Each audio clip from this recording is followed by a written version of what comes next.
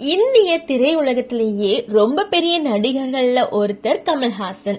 நடிகர் மட்டும் இல்லாம தயாரிப்பாளர், இயக்குனர் எல்லாமே தெரிஞ்ச ஒரு ஆளுமை. சமீபத்துல இன்னொரு இன்ட்ரெஸ்டிங் விஷயம் என்னன்னா, ரஜினிகாந்த் நடிக்க போற 173வது படத்தை கமல்ஹாசனே தயாரிக்க போறாருன்னு செய்தி வெளியாச்சு. இதுவே பெரிய விஷயம்தான். இந்த நிலையில கமல்ஹாசன் இப்போ ஒரு முக்கியமான சட்ட நடவடிக்கை எடுத்திருக்காரு. அவர் நீதிமன்றத்துல ஒரு மனு தாக்கல் பண்ணிருக்காரு. அதுல அவர் சொல்லியிருக்கிறது என்னன்னா, என்னோட பேரு, புகைப்படம், குரல், என் பட வசனங்கள், அது மட்டும் இல்ல உலக நாயகன்னு சொல்ற பட்டம் எல்லாத்தையும் என் அனுமதி இல்லாம யாரும் வணிக ரீதியா பயன்படுத்த கூடாதுன்னு. இதுக்கு காரணமும் இருக்குதுங்க.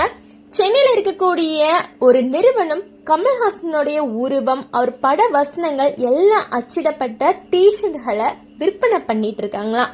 இதையெல்லாம் கமல்ஹாசன் இருந்து எந்த அனுமதியும் வாங்காம செஞ்சிருக்காங்களாம். அதனால இதெல்லாம் என்னோட நல்ல பெயருக்கு களங்கம் விளைவிக்குதுன்னு கமல் சொல்லியிருக்காரு. ஒரு நடிகருக்கு அவரோட இமேஜ், பிராண்ட் வேல்யூ எவ்வளவு முக்கியமோ அதே மாதிரி இதையும் அவர் ரொம்ப சீரியஸா எடுத்திருக்காரு. இதோட நிறுத்தாம கமல்ஹாசன் இன்னொரு முக்கியமான விஷயத்தையும் கேட்டிருக்காரு.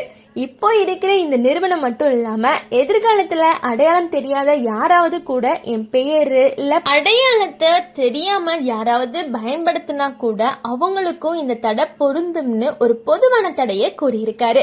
இந்த வழக்க நீதிபதி நாளைக்கு விசாரிக்க இருக்காருன்னு சொல்லப்படுது.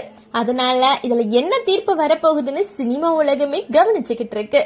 இதுல இன்னொரு இன்ட்ரெஸ்டிங் பாயிண்ட் என்னன்னா, இது கமல்ஹாசனுக்கு மட்டும் நடக்கிற விஷயம் கிடையாது. இதே மாதிரி நடிகை ஐஸ்வர்யா ராய், அபிஷேக் பச்சன் கூட டெல்லி ஹைகோர்ட்ல இதே மாதிரி வழக்கு தொடர்ந்து தடை உத்தரவும் வாங்கியிருக்காங்க.